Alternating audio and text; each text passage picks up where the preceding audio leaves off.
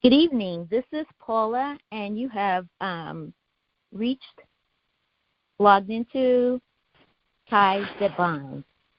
We're here today with our co-host, James, and he's here when Tiffany is out. She's traveling at the moment.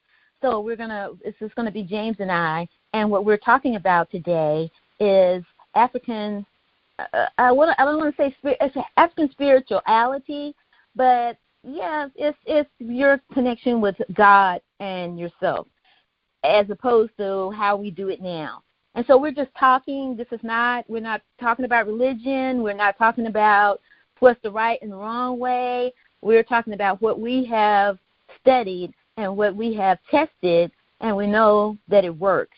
And a lot of it is what's in your heart, what's in your mind, and we just want to share with you what we have found, and what we have, and what has worked for us, and where we need to go from here.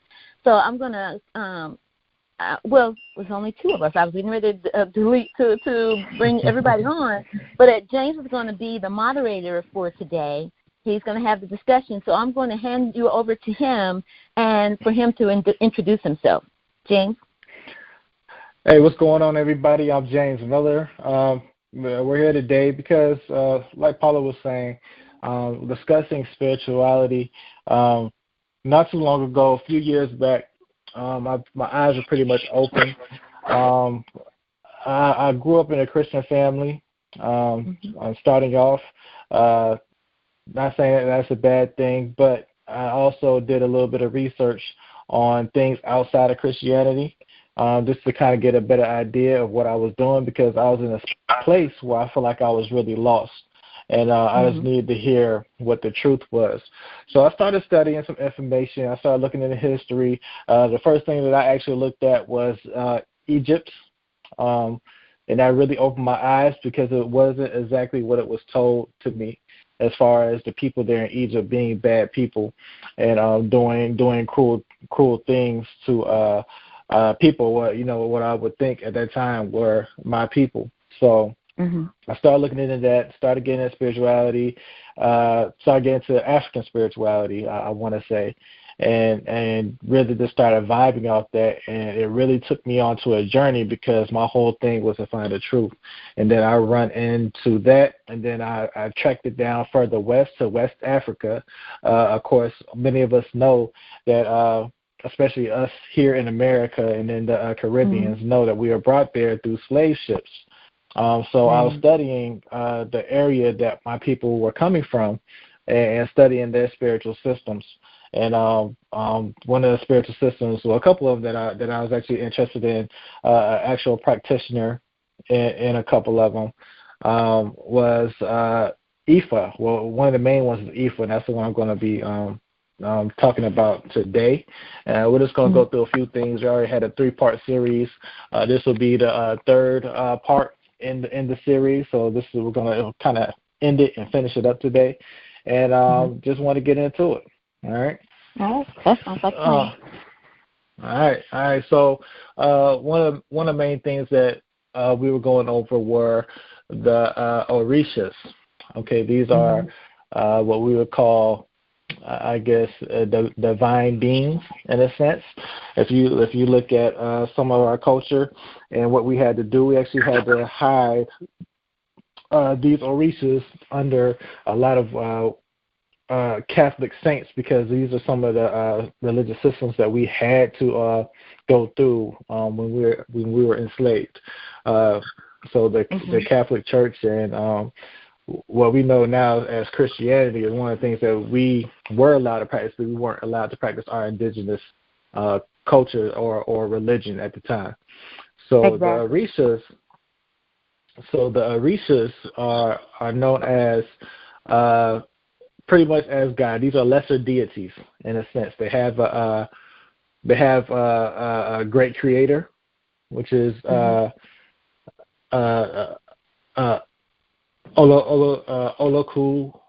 I can't even think of the name right now. I got it written down right here. But they have They had one of the great reasons. They also have some of the 7 lesser deities that pretty much talk about nature in a or sense. what are we talking about? The Oshun? No, Olokun. Olokun. Okay. Was a great the great creator. Or the main creator, or what we would know as God. But there were different spiritual deities that were sent here that also create the elements in the earth that we know today. So that's some of the things I want to go over. So I have some notes here that says the Orishas. I'm just going to go over the name. Go ahead. I wanted to speak about the Orishas. And what they were about was it was total spirituality and truth. The truth was total truth. And I was researching this. Well, I knew this, but I was trying to find different. How do you say? I was trying to find different passages in the Bible, and I found many speaking of the truth. And I know the one in the New Testament, it says, if you worship God, you have to worship Him in spirit and in truth. And there are several, and what I'm going to do, and I keep telling you guys that I'm going to post this stuff, and then when I wake up the next morning, everybody's calling, everybody's doing this, and the dog is doing this. I am going to stay up tonight, and I'm going to post, because Christianity was something that, and I'm agreeing with James, I'm not going against what he's saying, I'm saying Christianity was something that they made to be, how do you say, for the main religion. And if you start to study the Catholic Church, and that was really what it really started out as, they are billionaires. They get all the money, they get all this, they all get out. And a lot of the things that, a lot of the books, because when they first started out in 1960, the Bible that we call the Holy Bible, King James Version, I'm going to go with the King James Version because there's several that had started, but it had 80 books. And so when it started with the 80 books, and then somewhere in 1964, they decided to take out, it's just little by little, they start to take things out that gets us to a point where because God didn't come, Jesus did not come, God did not come, and we call him, if you want to call him Jesus, if you want to call him Yeshua, you want to call him whatever you want to call him, it's all about what's in your heart. And he did not come to enslave us, he came to free us. And where we are now is a system of slavery. Really, it's not, you're not bound in chains as though we were, and sometimes you feel like it, but it's to bind your mind. So when we talk about Orisha, it is really it's the belief on truth, and you cannot worship God unless you worship Him in spirit and in truth. And so that was the whole thing with when I was growing up in the church.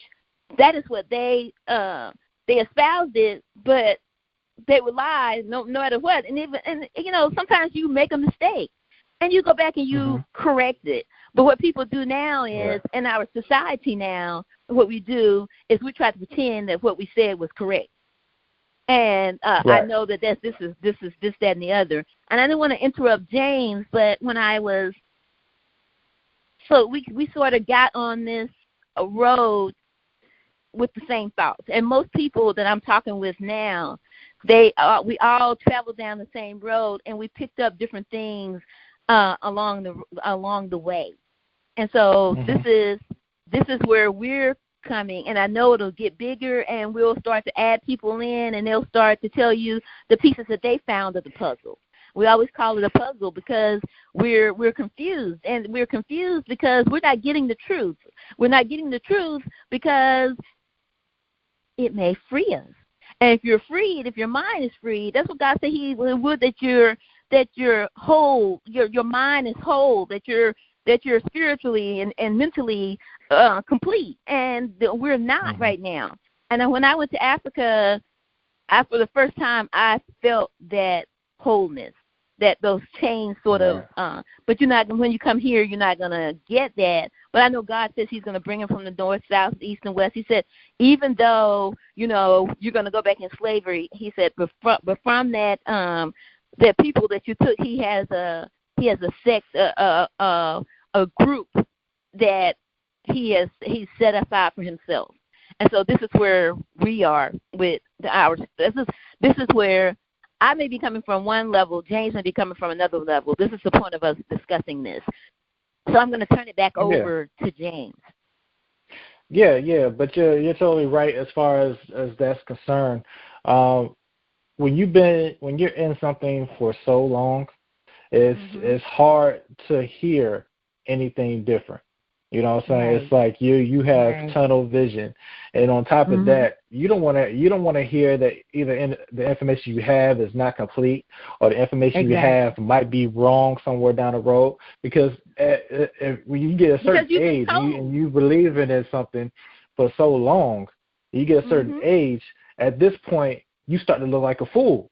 Because the information that's out there, you just totally ignored. You totally ignored and didn't want to expand your mind. Now, I'm not saying if you're a Christian or you're a Catholic, if it's working for you, that's fine. I'm not saying that you have to change. But what I will say is to open your mind to what the truth is out here. You have to look beyond the borders or beyond the walls that were given to you. Whether you had to dig a hole, dig up under it, go around it, go on top of it, whatever you have to do, it's about expanding your mind and getting to know yourself at the end of the day. Because we're in a culture now that we don't have that. We don't have a real culture. You know what I'm saying? We don't have something that we can call our own. And then you hear about this stuff in Africa, and we are people of Africa, right? But we are also diluted versions of that. We're not 100% whole Africans. And if you go to Africa, those people know who they are. You don't have to tell them anything. They know exactly who they are. We want to get to the point where we know who we are. And that's digging into the whole truth about yourself. Because many of us are mixed with different bloods. This is called what it is. We might be more African than anything, but we also have other generations within us, other nationalities within us. And that's what we have to get to the bottom of all of that, because that's important. I'm starting here because for most of us, West Africa is the biggest part of who we are, right? And there's much more that we have to dig, but West Africa is the biggest part of who we are and where we come from. And it's good to know the biggest part of yourself and kind of start from there. And you could trickle down from there and branch out to other things, but just know that this is the post, your post. This is your ground zero right here, and we can build up from there.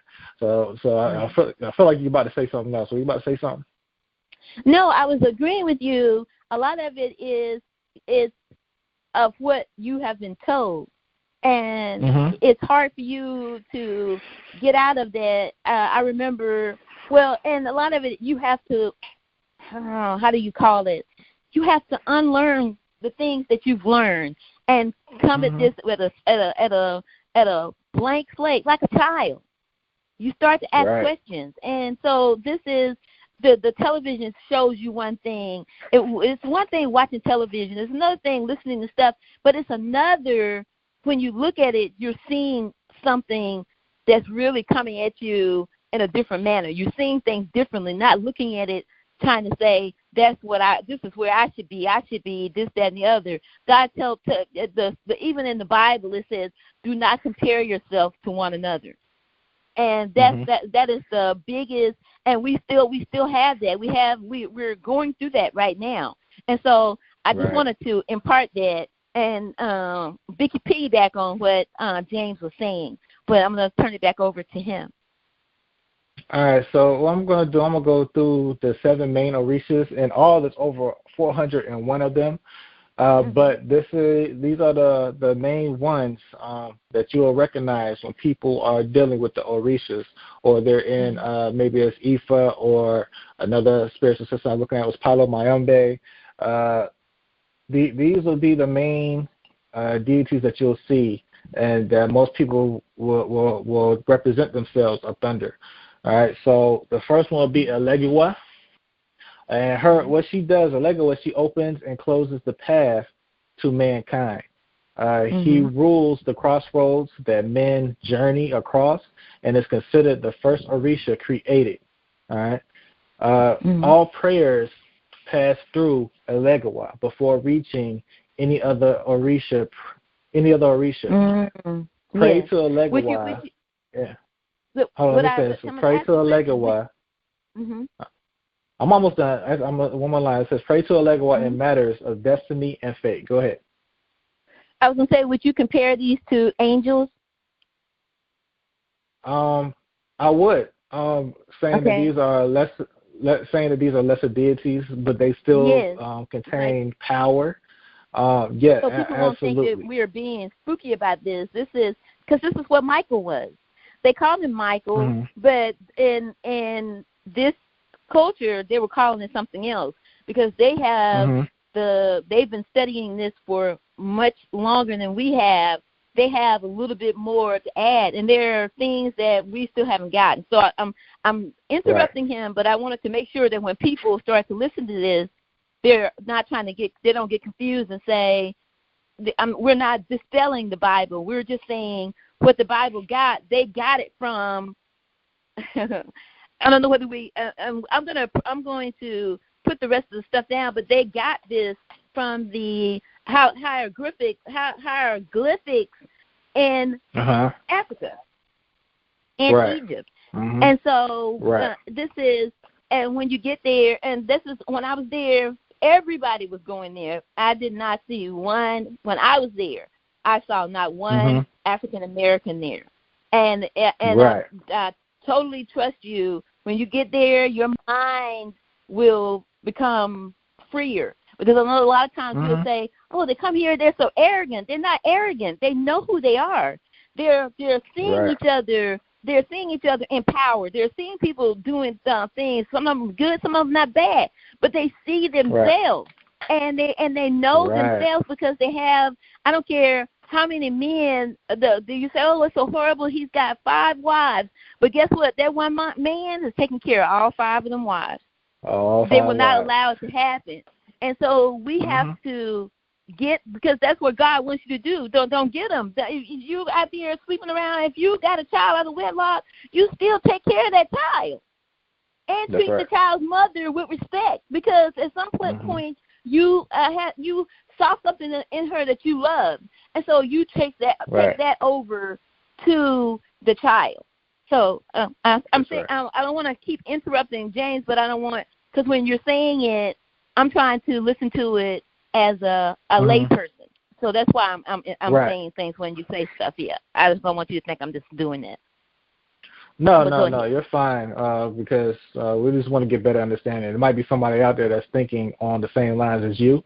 So it's okay to get that out there, so they might have the same questions. So that's why whenever we have these discussions, especially when I'm heading it, I invite all conversation, because the point is to reach somebody at the end of the day. For me, anyway, is to reach somebody, to try to open their mind so you can free yourself. I'll tell you right now, I've never been more free in thought, more loving of myself, until I came across this information. And some of y'all, that's what you're going to have to do, is just come across certain information that's going to make you look at yourself through a different light, instead of the light that was given to you. Because most of us grew up in a world where everything that's considered black is bad. I mean, everything that's bad is either black or it's dark. Okay. Right. And your skin complexion would be considered black or dark. Okay. So that's something that you have to look at. But when you do the science of your skin, and you actually understand yourself a little bit more, you would know that your skin is made out of stardust. That we are light beings, and we are the light people here in this world, right? We absorb that sunlight, right? Yeah, we don't and you reflect have to reabsorb it. Yeah, I want to interrupt you on that and say there's nothing. We look at the richest soil that will grow what you need to grow. I don't care what it is dark soil, and they don't want to talk about that because we are totally. How do you say? We have raped this land. We have taken so much out of it that it can't have. But I remember what I really started to say was, I remember. Because when I was young, they would say, you don't want to get too dark now, because this is something that was passed down through the generations that being dark is something bad. But I remember going out there in the sun and getting darker, and I would come in and look in the mirror, and I would have like little specks of gold. My skin would be have like little specks of gold in it. Now I see people getting lotion with specks of gold in there because they see that too. They're not going to tell you they see it. They're not going to tell you that's beautiful. That's why we have to tell our children that that's beautiful. That your skin is beautiful, that whatever, your hair is all right the way that it is. And and I've seen many cultures with these talk shows that they have on, not what do they call them, those shows that's supposed to be real life shows, and this woman, she was talking, reality television, and she was talking to her daughter was having problems at school, but she put her daughter. I went to a predominantly white school, and it's hard when you are there and they're shaking their hair and they're making it seem like it's something beautiful and it's this, that, and the other, but you can't do that. And she would come home almost in a depressed state, and somebody had to tell her, you keep bringing up this child, and she's darker than both of you.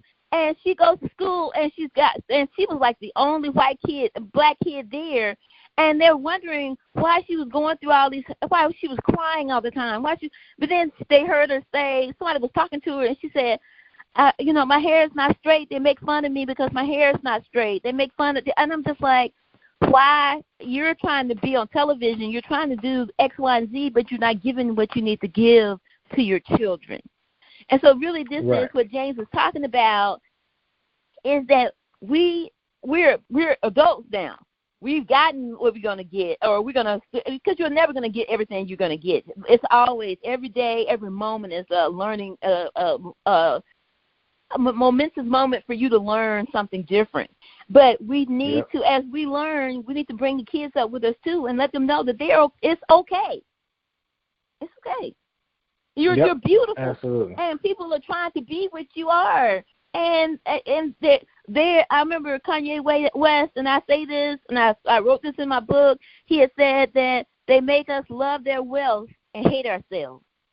And that's what the whole mentality is you can never, I don't care how high they put the bar, you can never reach it. It was like at one time, like they had somebody called Twiggy, and she was so thin to the point where she would wrap her, and that's not normal. That's not good.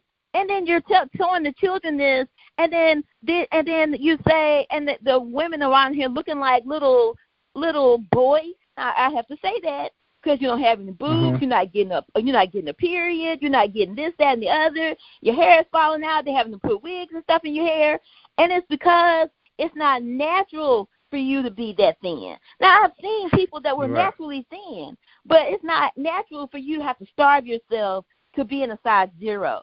And you need to tell your children that. I'm sorry, James. Go ahead. No. I mean, you're right, and it is about self-reflection, and that's why, like when we were talking about the other subjects earlier, when like the home economics and all that stuff, one of the major things that I truly believe in, even one of the major things I believe in is raising and teaching your kids, and the reason they don't love themselves like they should is because normally 9 times out of 10, and this not to be racist or anything, but they're going to be taught by white teachers. Yes. For the most part, white female teachers. So what is that going to do to a black child, a black boy, right? That's coming up. It's all and a black girl. It's always going to teach them to be submissive, right? To other races outside to of themselves. look above yourself. That somebody's going to be above you. Right, and all the time. Yeah, so that's going to be above you. Yeah, so that's just some things that we want to look at. Right. I'm gonna continue on. The next deity that we want to look at is Yemiya. All right, and she is a Orisha of motherhood and the queen of the sea. She is prayed to in matters of fertility and spiritual growth. Yemiya is a source of comfort and strength in times of emotional crisis. And you notice a lot of these deities that it's not just like, I want to say, forces outside of you. These forces also represent what's inside of you as well. For Orisha to be Yemiya and to be the mother of the sea, you got to realize that when women hold water, all right, in a sense as you hold water when you're pregnant, you hold water. You have the creative force within you, okay? Right. And everything comes from water. Right. Everything comes from water. Everything that we know now comes from a woman. Everything, okay? So that's something you want to look at. Also, we have Oshun, is the goddess of love and abundance, often seen as the Aphrodite of the Orishas. Oshun is called upon for guidance in love and desire. She helps to support those who are going through a period of growth and transition. Shango, go ahead. No, I was going to say, I was going to give you scriptures that we call them angels, and then the angels have names, and then they do certain things. That just like the angels that fell down from heaven. But if you start to read, because everybody's afraid to read Revelations, but it gives you so much more. Revelations and if you haven't gotten the book of Enoch, and you're studying the Bible, you can't start studying. Take what you have as a foundation and add to it. You got to start. You can't get this stuff and you haven't read the rest of the things in the Bible. We're not telling you that. The Bible is a foundation, but you can't stay there, and because Enoch, he was translated because of something he got that we have not gotten, and you have to realize that Elisha and Elijah, they were translated because he was translated because of something he got that we hadn't gotten. And yes, he was afraid. Right. He would run from stuff. He was almost like a manic depressive, but he believed in God. I remember he was running from what is her name? Oh God. He was running from her. She was the queen, and she was a bad mama jama. And she said, and he had killed all of the sons of Baal. He had killed all of her people, and because he didn't do it, he let the Holy Spirit do it. But he would taunt them. Okay, now I'm gonna you go and you do whatever you have to do, and when this pile of whatever turns into fire, we'll know my God is stronger than your God. And they would pour all this stuff on there. He took the water and put on there, and the water, and it was just one thing after the other until all of them, he had to kill the others. And he started, and then he got to I had her name. He got to her, and she said, the same thing be to you that you did to my kings, to my priest. That if it's not done to you before the day ends. He started running, and God found him in a cave. And God said, what are you doing? Now, this is not God, because even when God speaks, something is speaking for him. Right. It's a spirit, angel, or whatever that we're telling. I'm saying this so it doesn't throw you when he calls them goddesses.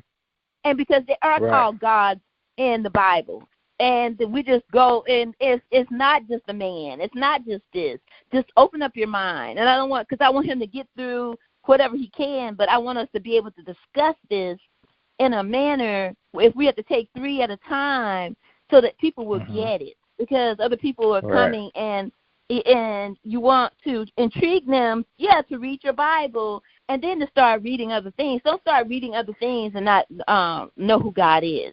And that's what I'm saying. Because, God told him, what are you doing? And he said, I've done everything you told me to do. I killed these people, and then they're dead, and all these people are dead. And I did everything you said, and now it's only me. And I'm the only one that's left. And God was like, please. I got 7,000 that haven't even bowed the knee. You know what I'm saying? So we have to, and sometimes I feel like this sometimes. I'm just like, nobody can see this, but God's got people out there that we don't even know that's even out there. That's why we have to see people, see their spirits, and not start to see what you're looking at on the outside. But I'm going to go ahead and let you go, James. No, I mean, also keep in mind that none of these orishas can do anything without consulting the main creator or the ultimate creator or God. They can't do anything without consulting him first or her first, however you want to see it. Our creator, he's not a him or her. He's everything. Right. He's everything. You say, he is everything. That's why I say him, her, or it, not to be disrespectful, but to give you an idea of what you're dealing with, because the creator is not seen as male or female. Okay, so all right. So the next deity we'll look at is Obatala. The eldest of the Orishas is revered as the creator of mankind. He is also called upon of legal strife, known to be fair. I lost my place. Fair and honest judge. All right. Obatala provides strength to the innocent and justice to the guilty. A whirlwind of fierce energy is the Orisha of communication between the living and the dead. A favored lover of Shango, this female warrior summons tornadoes and lightning to battle her enemies. Ogun, the protective father figure, is the Orisha of tools and weapons, a lover of the wilderness. Ogun offers strength and protection to those with a battle to fight. And those are the 7 Orishas, the 7 main Orishas that most people deal with when it comes to this religion. Right, and I agree with that. You have to see it for what it is, because if I'm saying that to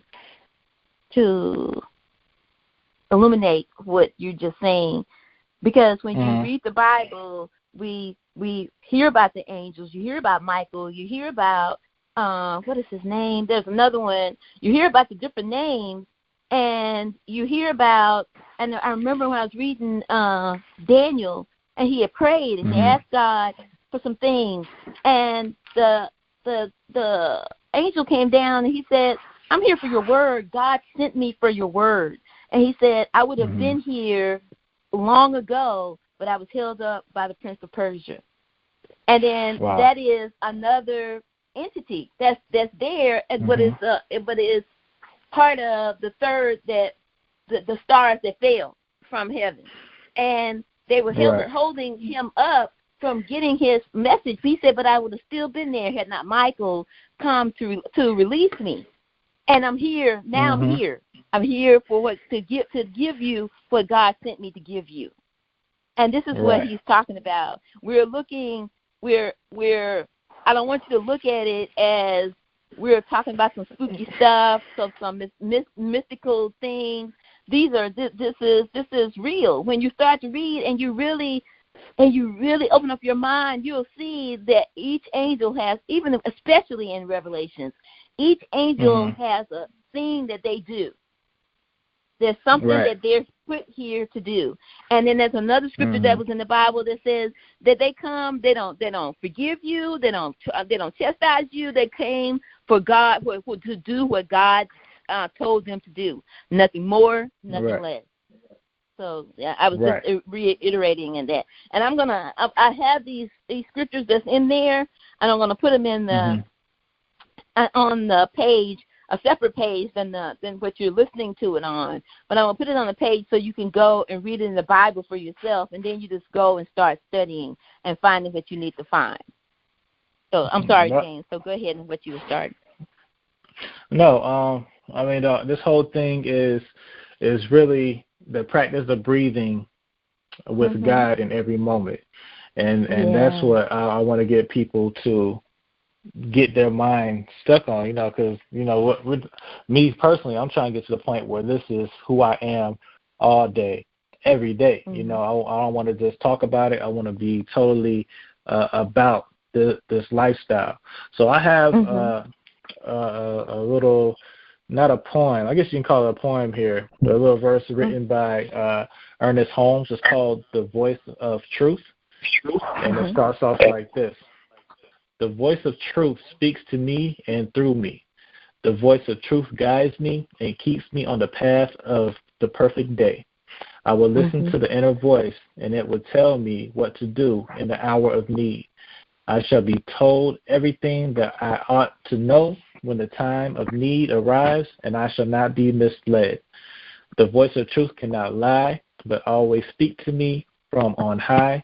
Nothing enters but the voice, for it is the voice of God.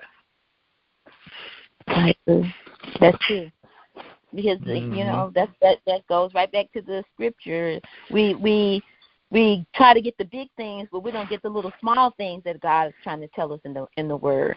So you just have to just take just the scripture and meditate on that and study each word. And probably because people say now, they'll say, thou shalt not, the Bible says thou shalt not kill, but the original text says thou shalt not murder. So in some of the translations, things are being missed of the real meaning of things. And so sometimes that's why you have to do the study of past what you have been given on a daily. That's why God says, study to show yourself approval, a workman worthy unto God. And I'm going to say that every time we get on here, because to be worthy unto God, you got to have some big shoes. And you're still not going to be worthy. You see what I'm saying? So it's something you're going to have to do. It's a daily thing that we have to do. And we have to know if you want that peace, because peace, I don't care how much money you have, you can think you're the richest thing in the world, and you don't. If you don't have peace, you have nothing. If you don't have love, you have nothing. That's right. And some of these things, they come with one. You can't have one without the other. So we're saying that, but keep going, James. I don't want to stop you from what you were saying. No, I mean, I'm teaching all of this so let you know that embracing the Orisha teachings as the ancestors intended them requires multi-layered work. This is not something that you could just jump into. This is something that you got to really study and learn more about. All right, studying the rituals, divine laws, and principles, looking deep within and learning ourselves is what this whole thing is about. Know thyself. It goes back to the principles in Egypt that we were talking about. Is Gnosis is the first principle, and that's knowing yourself. Because knowing yourself opens the world up to who you are and who you're supposed to be. All right. So we also with the Orishas, we also recognize what I call, or what is known as, the Agun and the Agungun. So the Agun is your spirit guides, right?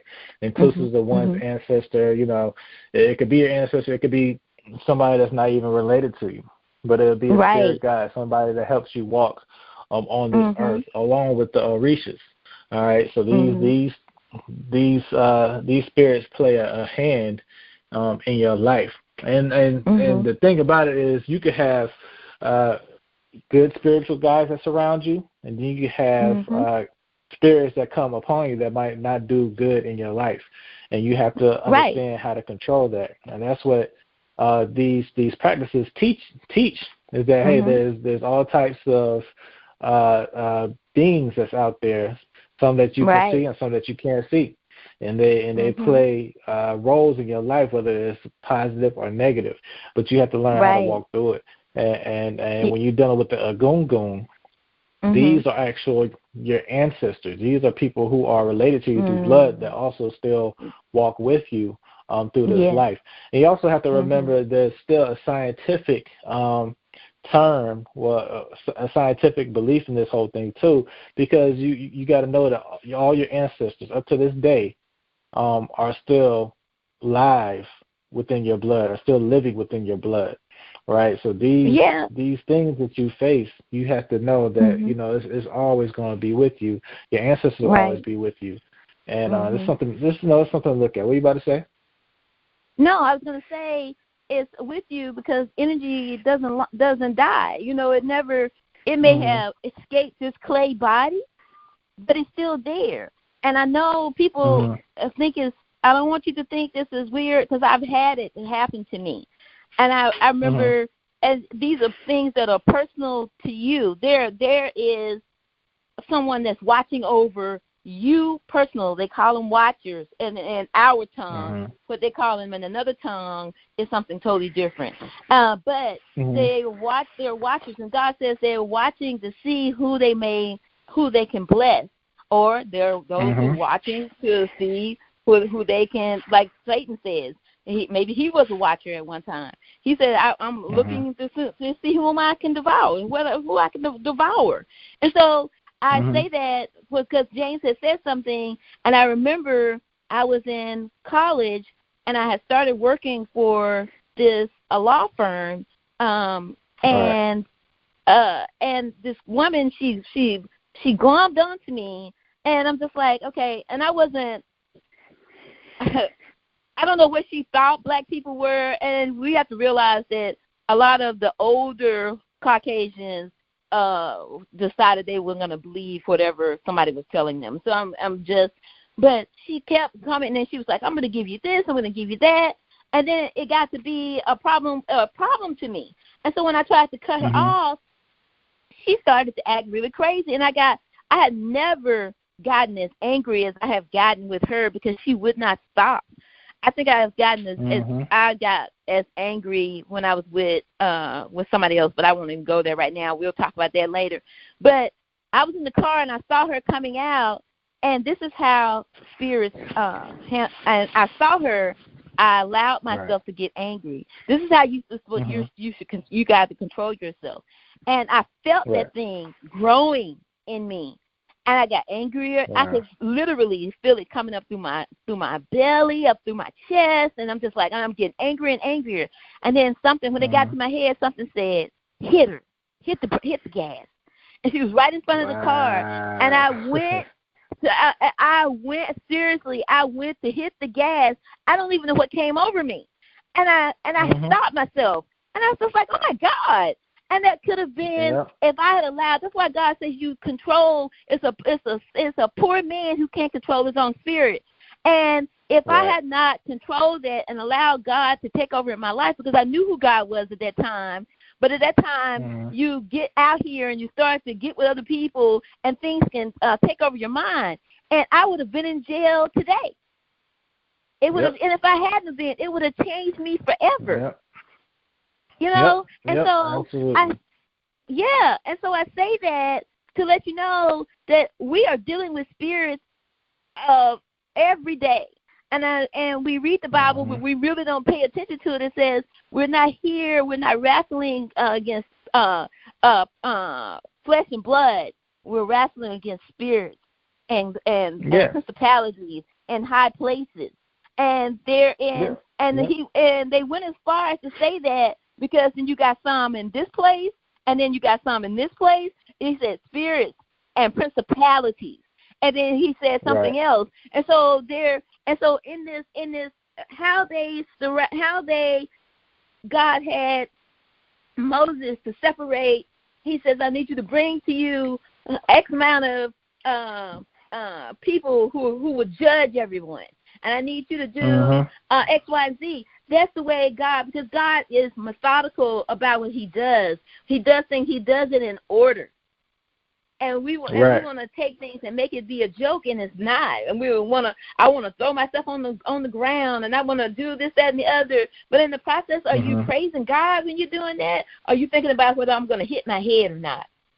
Am I thinking about, so this is what I'm trying to tell you, is to control, is you have that spirit with God, and that thing that's with you will prevent you from getting into a place I could have. And every time I think about that today, I think about how that would have changed my life forever. Right. So I say that, but I wanted to interrupt you on that to let them know that this is not a game. This is for real. Yep. And and things like that happen to me. Yeah, things like that happened to me too. Like even when I was younger, and I still remember to this day, like it was yesterday. We were playing. Me and a bunch of other kids were playing a game. All the other kids were. I don't know. One kid was laying on the ground, and the other kids were just kind of jumping over him. Right. And then I was about to do the same thing, and then I heard something tell me don't do it. So of course I'm hard headed anyway, so I did anyway. Right. And then I ended up jumping on this kid's arm or something, really hurting the kid. And of course, I done got spanked. I was at a babysitter's house too, but I got spanked for doing it. But these are certain things that we stop listening to. We stop listening to the voices that we hear, and sometimes, like in positive situations, those voices may not be a good thing to listen to. Right. So you have to be in control, like she was saying, be in control of your spirit or your soul. And you got to understand, or at least try to understand best you can, what's right and what's wrong, what's a good situation and what's not a good situation. I had a friend that came to me. No, I was going to say something told me to drive away long before she came out. But the more I looked at her, I allowed myself to get angry. And to get to that point where I'm out of control. And see, but you were a little rambunctious boy, and you learned that lesson at that point. You see what I'm saying? And these are things that you have to take with you through life that helps you to grow. Right. So that's just something that you got to look at. And I got a friend of mine who was supposed to be, and I think it's similar to you. Like you were supposed to be on those planes during 9/11. He was. Well, actually, his is different. I take that back. His is not the same as yours. He was in Louisiana, and he was told to leave before Katrina hit. So these are things that he listened to it. He didn't get caught up because everybody was dying. We had the rich, the poor, the young, and the old that was dying during Katrina, and the same thing with 9/11. Some things. You got to listen to your spirit, because these are the things that are going to guide you, get you on the path, get you on the right path to fulfill your life's destiny at the end of the day. If you're looking for the truth, it will bring that to you. So you got to be looking for it. You got to be waiting on it. Because my thing was, when you brought that up, I'm going to say this, and I'm going to let you finish your story about my 9/11 experience. But I had experiences like this before. God has kept me from this, but this was like a momentous time that we can mark in time right now. And something I had gotten, and what's the name of the airline? But people haven't even heard of their name anymore since that. They went out of business that very week. But I had called to Israel to get tickets because they were so expensive here. And when a friend of mine said that he had a friend in Tel Aviv that owned a travel agent, just call them and they can get you, they call them bucket tickets. I don't know what they call them now. And when I bought the tickets, before I bought the tickets, something was feeling strange inside of me. And when I got the tickets, the closer it got to the time, I started feeling like something was gonna, and then something started telling me somebody's gonna kill you. And I'm just like, okay, I'm losing my mind. And this is why the Bible tells you, take not the counsel of the ungodly. So I would tell people, I'm just like, but I think at the time what I was trying to do was not to think that let them think I was a liar, that I was actually going there. And I wanted them to know that I won't be going. Something's not right. Oh, at the time I really was feeling strange. I was like, something's not right. I said, I don't know what it is. Girl, if I had a chance to go to Africa, I would go. And I'm just like, it's not like I haven't been before. Don't say that. And I had to stop listening to them. And that Friday, before everything happened, I called Tel Aviv. I told them, I need you all to cancel my reservation. I won't be going. I need you to cancel it. When I got there that next Monday, I went to take a friend of mine to the airport because he was going somewhere. He was going to Love Field. I had to go out of Dallas, Fort Worth. But he had to go to Love Field, and I was taking him there. And the plane hit, the first plane hit the World Trade Center. And I'm still not thinking. I'm thinking, I know those planes were flying too low. And when by the time I got back, because I had just turned it off, because I thought it was just foolishness. I knew they were going too low. I get back, and everybody was just like, have you looked at your tickets? Because they were going to take me. That was the day they were going to take me to Dallas Fort Worth for me to go. Sabina, that was the name of the airline.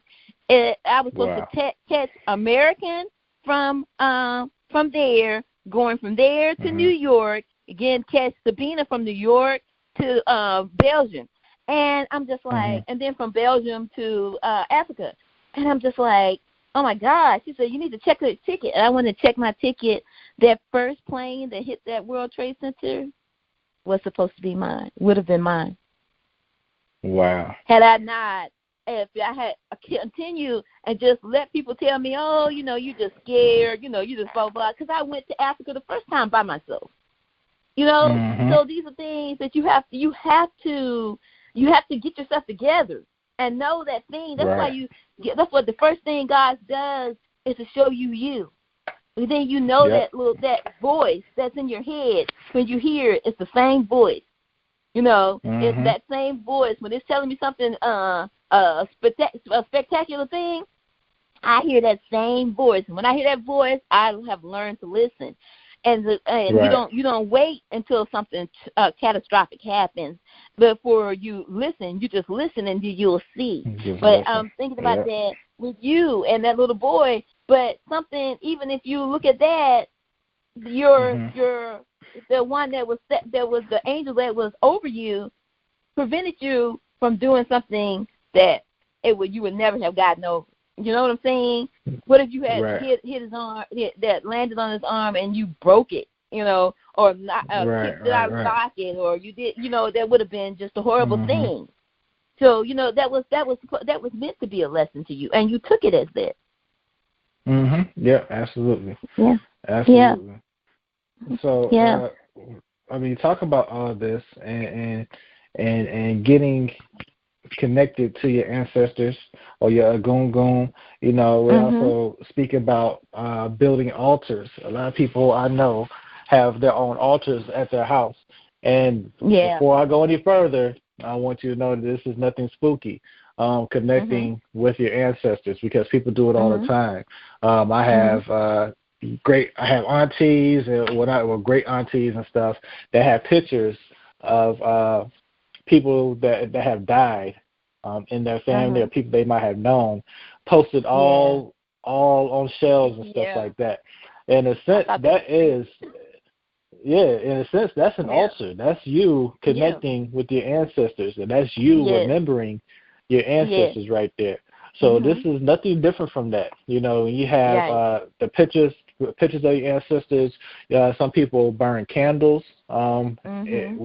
with the pictures, or they even place water. And it's funny that I've seen this, because I went to an Asian restaurant the other day, and I seen this at their front door, inside of their front door. They have an altar that's set up. and you go to a lot of Asian places, you'll see this a lot. They have a little altar sitting up.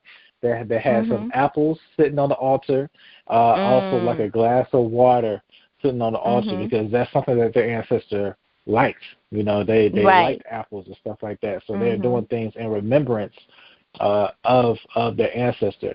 And, you know, like I said, this is nothing spooky. This is just another way to look at things, because growing up the way I grew up, you might think this is spooky, or this might be me being a heathen, or me being that. Yeah, or me worshiping the devil of some sort. But when you look into it, a lot of your people, your grandmothers, your aunts, your uncles even, are already doing these things, but they don't know that they're doing them. And most of the time, they don't know that where they got this information from. It's just already installed in them. So this is nothing different from what you're doing. You know, you know, we got people that also get readings within this culture that put you on your spiritual path of where you're supposed to be. Again, this is nothing crazy. Some people will go to church and people will lay hands on you and prophesy what's going to happen in your life. And this is no different. I hadn't thought about it like this. Yep, and this is no different from that. That's exact same thing. You know, this is, and remember, your people are the ones who created this style of worship, even in Christianity, even in the Catholic Church, which the Catholic Church is still. I've been to a couple of Catholic churches. That is not like any Baptist church or anything like that we know about. Exactly. But this style of worship comes from you. So when you see people dancing around and singing at church, remember this came from your side of the tradition. This wasn't the side that was introduced to you. This is what other people are taking from you and profiting off of within these other churches. Right. So, yeah. So, I mean, but as far as what people do with the traditions and getting you familiar with the information, this is the information I wanted to present to you. And if you want to get any deeper in it, do some research on it. You know, take your time to study this information. Don't just jump into anything without doing any type of studying, because there are people in this tradition, or say they're in this tradition, who are scammers, who will just want you to pay all types of money just because you're interested in it, and they'll take advantage of you. And I want you to you know, pay attention to that type of stuff too. If you're going to join some type of a spiritual home, you know, stick around them. And if they don't let you get any type of information while you're around them, don't join them. You got to go to someone else. Anything. Find somebody else that's going to give you the information you need, because I want you to be totally comfortable with this information. I want you to be totally comfortable, you know, with learning about different spiritual systems in itself. Right. And feel like you got to find out what you, and your first thing is to ask God, and you need to ask God for your gifting. And He'll lead you where you have to go. And it's not going to be something that's somebody's gonna. I know I've gone to many churches, and they won't even allow you to become to do that thing that you have a gift in, because so many people are I want to be the one at the top, and I want to be, and they're not even they don't even know what they're doing. And so and you don't have to stay there. You know, you can, there are other ways. You can do it in the world. You can do it when you see people. I do it every day. I see people in the stores. I see kids in the store, and I'll tell them, I'll start talking to them. You know, I see people in just walking around, and I'll see that I see something, a hurt in them, and I'll go to them and just start talking to them, not laying hands on them. I don't believe in that, because God tells you to lay hands on no man suddenly. But you have to, because with me, I'm very sensitive to things like that. And I know that you and I were talking about this at one time, or somebody I was talking to. I was with a friend of mine. I say she was a friend, a very close acquaintance, and she had cancer. And she went to hug me, and she put her face up against my cheek, and she hugged me. And I really didn't want to do it, because I'm not a hugger, and that's why I don't hug, because when I touch people, I walk away feeling what they felt. And so that was, I stopped doing it because it would stay with me so long because I couldn't control it. And I walked, and at this time I had forgotten about it because I hadn't done it in so long. And she hugged me, and I wasn't going to do it. And she went to reach her arms out, and I hesitated, and I couldn't because everybody was looking at me. So I went on and hugged her. My face burned for almost 2 or 3 weeks before I could get that out. And maybe I'd say about a month after that, she died. You know, that is something you don't want. You know, I had to pray about that thing because I couldn't, and I knew that was a cheek that I touched her with. And I was just like, oh, my God, you know, I just walked away just feeling just like I can't even describe it. But it was just, I had to pray every night. I had to ask God to please help me, whatever this is, whatever I touch, whatever. I'm never going to do it again. So I'm always cautious about touching people. So when we're telling you this, we're not telling you to go out and do spooky things and go and put hands on people or go and tell folks X, Y, and Z. It took me a long time for me to know that my gifts were not just for me to spill it out. It was for me to know. God wants you to know before it happens.